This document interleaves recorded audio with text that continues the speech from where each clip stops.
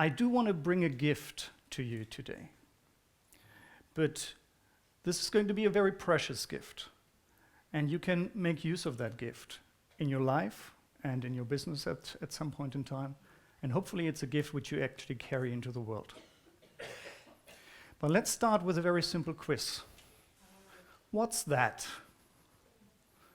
That's the Earth. Okay. So what is the Earth? The Earth is a spaceship. And we are all part of this crew of this big, gigantic spaceship. And look around at that spaceship. Look what we have on that spaceship. Look how it feels like to be on that spaceship. Look how gorgeous this spaceship is. Our spaceship is beautiful, isn't it?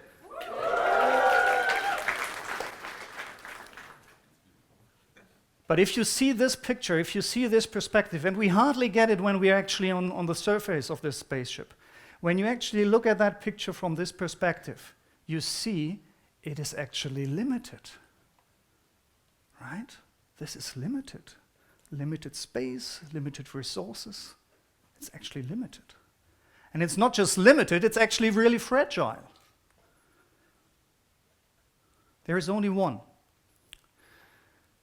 So what's happening now to the crew, right? The crew is exploding. We have rough estimations, aggressive estimations for the year 2050 is that we are going to be 10 billion people on this spaceship. Around 10 billion people on that spaceship. And what does it actually mean to have 10 billion people on that spaceship? Everything we do actually ramps up in the same curve. So we have the population growth, but it also means, and I'm just picking something like paper consumption, right? More people use more paper. We have water usage. We have got the usage of fertilizer or communication, all of the electricity which is going on. The use of transportation, motor transportation. All of this is ramping up. So what we have is we have a spaceship with almost 10 billion people in not a long time, and we have to manage with all of these kind of things. And as I'm a mechanical engineer, basically, I look at this from an engineering point of view. And from an engineering point of view, we have a maintenance challenge. As an engineer, I tell you we have to maintain the spaceship, and we have to keep the crew happy. And one way of doing this is a kind of checklist, which is the UN Sustainable Development Goals. So you've seen this picture a number of times. And if you look at this from maintaining a spaceship point of view, we have parts of the crew suffering just because they are living on a different deck of our spaceship, right? They haven't got enough money. Or they are probably even feeling hunger just because they are not living on the first and the second deck, but probably on another lower deck. Or probably they are even suffering from health conditions. Or they don't get the right education. And do you want to live in a spaceship where men and women are sort of not equal? Just imagine you are in a spaceship and you don't have clean water. Energy. On a space mission, how do you generate energy? Do you dig around in your spaceship and find some stuff which you can burn? Is this how you would want to run a spaceship? So let me just take one specific example, and that is the maintenance of the air conditioning. You know this, right? I'm not going to teach you anything about this. You know that this is a severe topic. But what is the result of climate change? What is the result if it's getting warmer? We have rising sea levels. Why? Because we have ice, particularly in the Antarctica, which is ice on landmass, and as soon as this starts melting, obviously the sea level rises. So what is then happening to the Maldives? You can dive there, but there won't be any islands anymore. Another interesting scenario is we can actually watch very, very nice, beautiful sunsets at the German Atlantic coast close to Aachen. Anyone here from the Netherlands? From Aachen, okay. Enjoy your Atlantic beaches in the future. What will happen if this actually happens? We currently have refugee flows because of wars around the globe, right? But what will happen then? We will have refugee flows because they need to go somewhere else to live. Think about how many people actually live at the edges of any sort of seashore site. We will also lose a lot of fertile ground, which has an impact then on the food production. What a lot of people probably don't know is when it's getting warmer, permafrost soils are going to melt and they release additional greenhouse gases. And we have the pollution and the quality of the air anyhow. And we have all of the devastating weather phenomena. We have got storms and floods and all these kind of things, tsunamis. And what actually is also going to change is the currents within the ocean. You know, the Gulf Stream and these kind of things. This is going to change. Do you know what this impact would have been? So we are talking serious stuff here. But where does it come from? Obviously, fossil fuels and farting cows. And this is not just a joke. Farting cows are one of the biggest sources of greenhouse gases. If we would reduce the consumption of beef and cattle, it would have an impact on the greenhouse gases. I think some of you said this before. We have this high consumption of energy and we have this high consumption of hamburgers, basically, which is contributing to the climate change. And we are at the same moment even killing the forests, right? We clear out the rainforest. So what can we actually do against the climate change? I mean, this is obvious. We can reduce the level of greenhouse gases, we can use alternative energy resources, we can eat less meat, and so on, and so on, and so on. As soon as you understand what we can do, you know what we have to do. But what's actually really happening?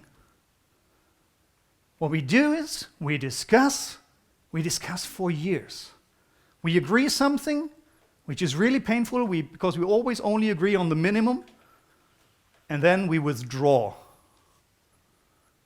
So the conclusion is we know exactly what needs to happen, and we have got all of the tools, techniques, and methodologies to make it happen.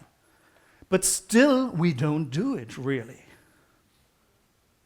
So the real question is, why is that? That's the real question. Why don't we do it? I think because we are not really motivated to do it. We lack an intrinsic motivation of changing this world. And why do we do so? Because of our egocentricity. And we are all the same. It's about me, and it's about now.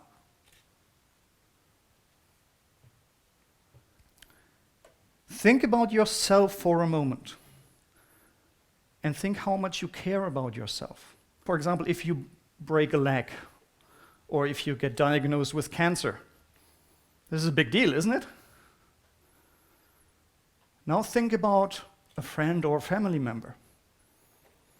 Think what's happening if he breaks a leg, or she breaks a leg, or gets diagnosed with cancer. Now think about a person that you might know, but you don't have a close relationship with. Now think about a person that you don't even know, but who's probably part of your tribe, which means he could be from the same country, or he could be from the same ethical background, or whatever. Think about how much care you for such a person. And now think about a person which you have literally no connection with. Not at all. A person who you've never seen, who you've never met, who has nothing to do with you. And now think about the level of caring and loving that we are actually giving to these people. And imagine that the level of care and love that we give to ourselves is 100%. And now guess how the curve actually looks like. It looks like that. The perception of separateness is driving our level of love and caring. And actually, guys, this is true for all of the 17 Sustainable Development Goals. It's not just for climate change. So look at that. Poverty, let's just check it. Poverty. I state there is enough money in the world. It's just unevenly distributed. Take the second one. There is enough food in this world, and we can produce enough food. We simply don't do it. We don't allocate it to the right people at the right point in time. Think about health. Do you actually really think that there is no cure for cancer? Don't kid yourself, guys. Think about quality education. We know what we can teach the people. We have got the means to reach people, and we have got people who are actively here in order to support that. Gender equality. A couple of decades ago, women were not allowed to vote in this country. Companies buying licenses for clean water in Africa, which says there is a company or a set of companies owning the water reserves in Africa. Mad. This is mad. And again, I could go on and on. What I'm trying to say, guys, is we know what we need to do. And we have got all of the resources, we have got all of the tools, we have got all of the technology, we have got all of the knowledge, but we simply don't do it. So what we need to do, if we want to actually create a change in this, we need to change our perception of separateness. So I want you to put another box up here. And that box is actually going to address that challenge that I've just described. That boxes help you to create the intrinsic motivation so that we can actually achieve all of those sustainability goals. And I've labeled the box, evolve your consciousness. So what does it actually mean? What does consciousness mean? There are thousands of definitions of consciousness. I've adopted one which I personally just like, which says, consciousness is the ability to experience reality. So if you're unconscious, you are not experiencing reality. So what is then an evolved consciousness? An evolved consciousness is obviously an evolved ability to experience reality. So it is about how we see reality, how we perceive reality. And that leads us to the question, how does reality really work? So let's look at how we actually look at this world and what we get taught, or what we have been taught, how the world actually really works. Let's start with our body, because I think usually we all carry a body with us. This body actually interacts with the material reality around us. We do certain things, we say certain things, so we do something to the outside world. At the same moment, we have our senses, right? We receive things, we hear things, we smell things, we feel things. So we have input. All of that is then generating experiences. And if we have a lot of these experiences actually form our set of beliefs. And our beliefs then form our thoughts and emotions and feelings. And those, again, drive our body and our behavior. This is what we call the reality loop. It keeps on spinning. We can't change it. It keeps on spinning every day, 24/7. And then as a subset of those beliefs is what we call the worldview.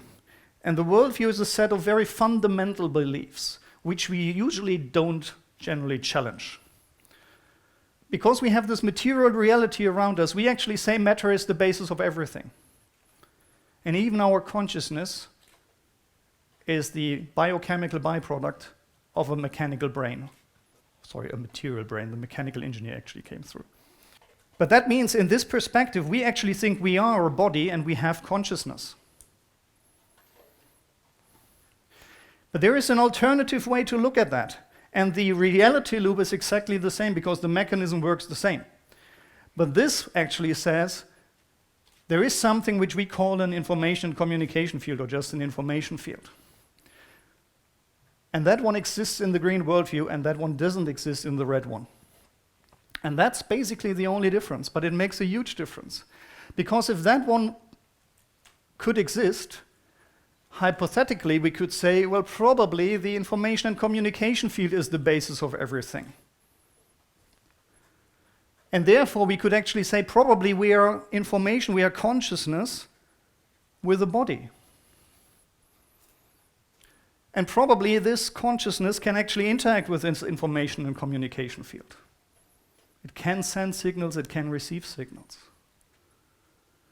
So what does it actually mean now for the question of self-conception? Who am I in this context? If you look at that, you have got two different scenarios. You can either, in the red worldview, you are forced to say, I'm here, right? Because there is only the material reality. But in the green worldview, you can actually choose. You can also say you are here, okay, fair enough, but you have another option. You can say, no, I'm actually part of this information and communication field. So I give you another picture to illustrate this. Just think about this. There are the two of us, right?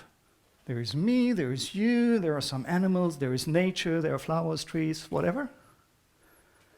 And in the red worldview, we actually perceive ourselves as being separate. Do you recall that we have said that the main problem of really making the sustainable development growth happening is a perception of separateness?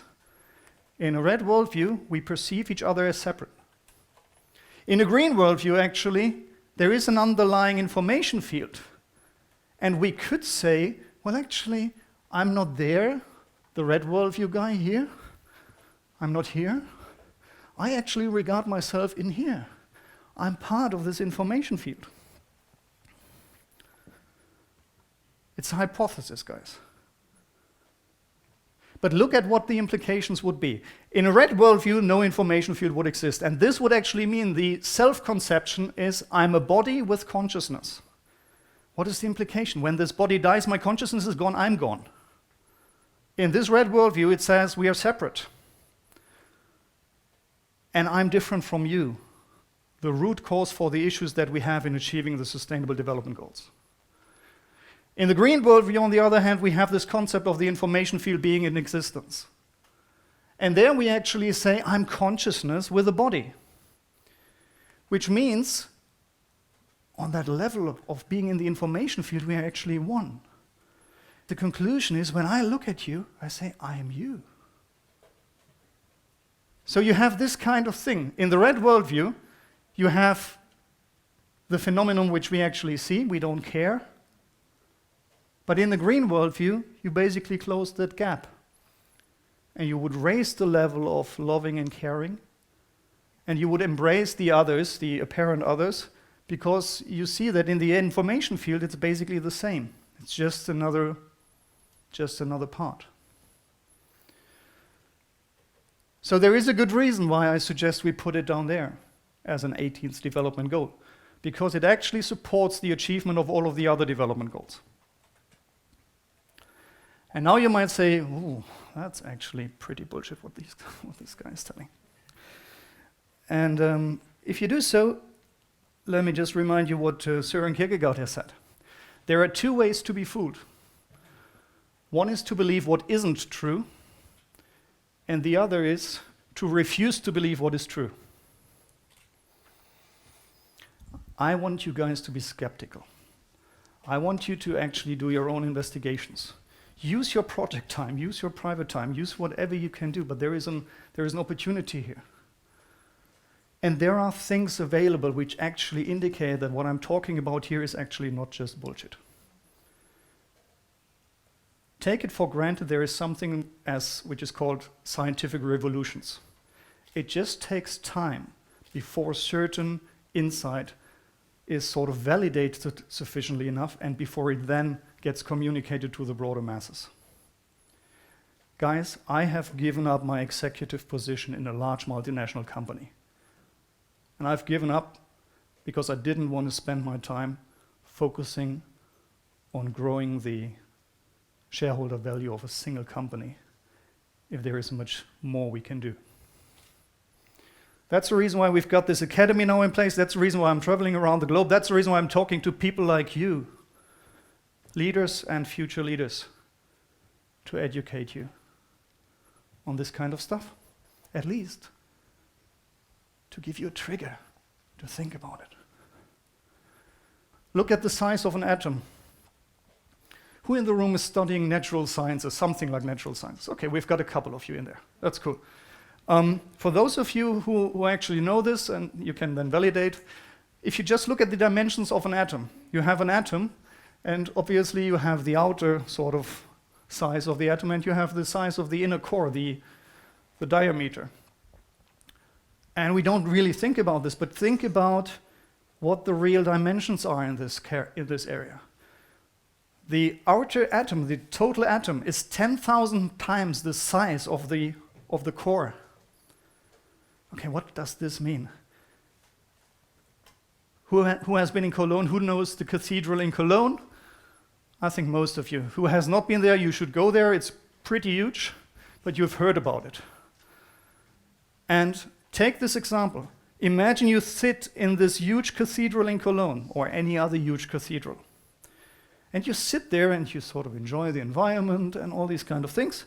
And then you have got a little fly sort of flying in front of your face. And it's just sort of landing in front of you. The size of the fly in relation to the size of the cathedral is the dimension between the diameter of the atom and the core of the atom. Just think about how much empty space there is. If there is only the cathedral and the fly, how much empty space is in an atom? This is 99.999999999% empty. And the rest actually are elementary particles. And for those of you who are studying natural sciences, those are not really solid, aren't they? They appear, they disappear, they appear, they disappear. So literally there is nothing tangible in an atom. Would you agree that we are all made out of atoms? Ooh. If an atom is almost nothing, what are we made out of? Right, these kind of things, guys, I want to just give you as a bit of a teaser what's going on here. So what we are going to talk about in the workshop this afternoon, and what we are generally doing in the academy, is what I call the 5 I's. It's the idea. What is this information field hypothesis that I was raising? It is the implication.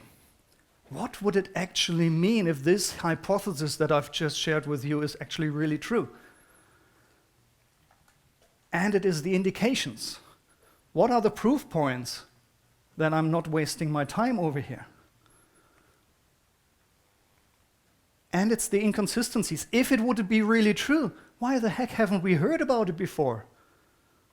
These are questions that we need to answer, and there are answers for that.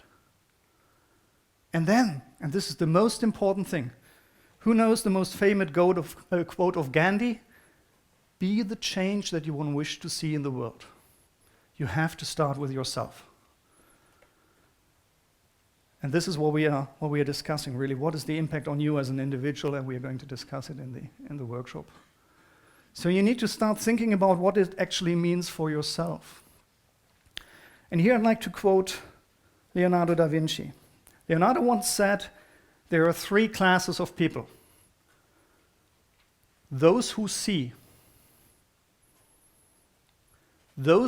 when they are shown, and those who don't see. I have a slightly different opinion because I'm adding something. I think there are actually 4 classes. There are those who see when they are shown, those who don't see, and there are those who see and who show others. Those are the guys who understand it, who grasp it, and who then share the news. Those are the guys who have the potential to make the sustainable development goals really happening. And those are the guys which we are trying to support in the academy with our framework, the evolution of consciousness framework. Not going to waste a lot of time on that, but there is a personal hope I have for you. And that is that you care about our spaceship. That you care about the crew. That you want to maintain it. that you want to create a better life and a better business for yourselves and a better world for all of us. And that you consider this information field hypothesis when you're in your action spaces or in your workshops or in your projects, whatever you do. And that you add the evolution of consciousness in another box here. Guys, I would start crying if I actually leave this evening and I find a box here which says 18 evolved consciousness. That would make my day. Practically, you should ask yourself at least once a day, what's the color of my worldview? And you've got these little cards. You found them on your chairs. And if you want to share this with others, you should probably also ask the others, at least one person per week. Ask them, what is your worldview? Get engaged. Talk to them. Because together, we can change this world consciously. Thank you very much.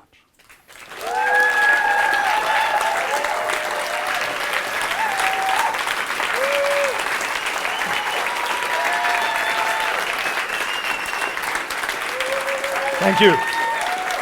Thank you.